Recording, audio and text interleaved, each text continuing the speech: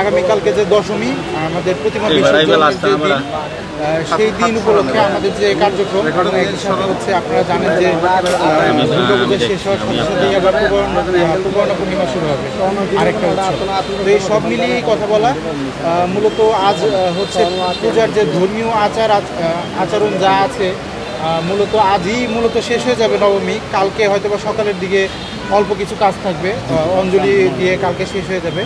তো আগামীকালকে আপনারা জানেন যে বাংলাদেশের সবচেয়ে বড় সমাগম কিন্তু দুর্গা প্রতিমা বিসর্জনের এই কক্সবাজারেই হবে। শুধুমাত্র কক্সবাজার না, বান্দরবানের লামা নাইকুচুরি থেকেও কিন্তু এই কক্সবাজারে আসবে এই প্রতিমা বিসর্জন দেওয়ার জন্য। তো সে সমস্ত ক্ষেত্রে কিছু কথা ইতিমধ্যে আমাদের বিভিন্ন সময় মত বিনিময় সভায় আমরা আমাদের সনাতন ধর্মী ভাইদের কাছ থেকে শুনেছি। তাদের কিছু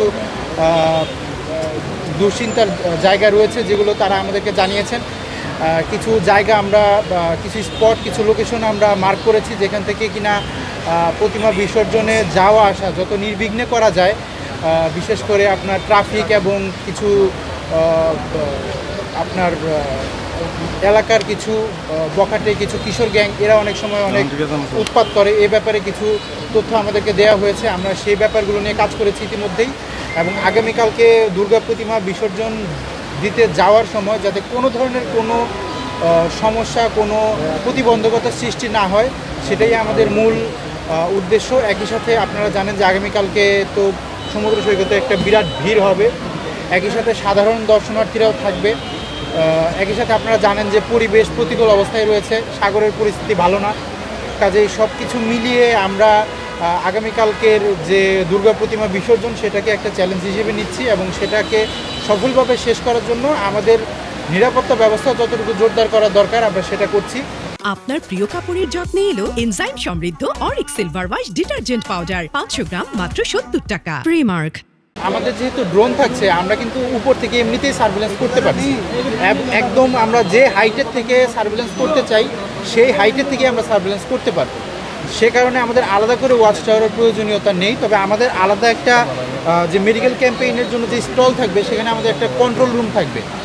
সেখান থেকে আপনাদের যার যে ধরনের সহযোগিতা প্রয়োজন, কেউ হারিয়ে গেলে, কেউ কারো কোনো কিছু মিসিং হলে, কেউ ছিনতাইয়ের শিকার হলে, কেউ অজ্ঞান পার্টির খপ্পরে পড়লে, কিংবা কেউ কোনো ধরনের অসুস্থতা বোধ করলে, যে কোনো প্রয়োজনে আপনারা এই কন্ট্রোল রুমে আসতে পারবেন। এখান থেকে আমাদের চিকিৎসা সেবাও দেওয়া হবে, আমাদের নিরাপত্তাও কন্ট্রোল করা হবে, আমাদের যে বিভিন্ন জায়গায় যে সিসিটিভি আছে সেগুলো মনিটর করা হবে। একই সাথে আমরা ড্রোন দিয়েও আমাদের মনিটরে আমরা সব দেখতে পাবো উপর থেকে যে আমরা কোনো ধরনের কোনো সমস্যায় পড়ছি কিনা। একই সাথে যদি সাগর উত্তাল থাকে, আমরা চাই না কোনো ধরনের দুর্ঘটনা হোক, তবে যদি কোনো ধরনের দুর্ঘটনা ঘটে যায় তাহলেও যাতে আমরা অন্যান্য উদ্ধারকারী সংস্থার সাথে সমন্বয় করতে পারি, সেই ব্যবস্থাটাও থাকবে। কাজেই আলাদা করে ওয়াচ টাওয়ারের প্রয়োজন পড়বে না। আর আপনি যেটা বললেন যে জাহাজ ভাষা উৎসবে আমাদের সাগরে নিরাপত্তা থাকবে কিনা, আমাদের জাহাজ ভাষা উৎসব, ফানুস উড়ানো উৎসব থেকে শুরু করে যেখানে যে ধরনের উৎসব হবে তার সব জায়গাতেই আলাদা আলাদা নিরাপত্তা ব্যবস্থা থাকবে।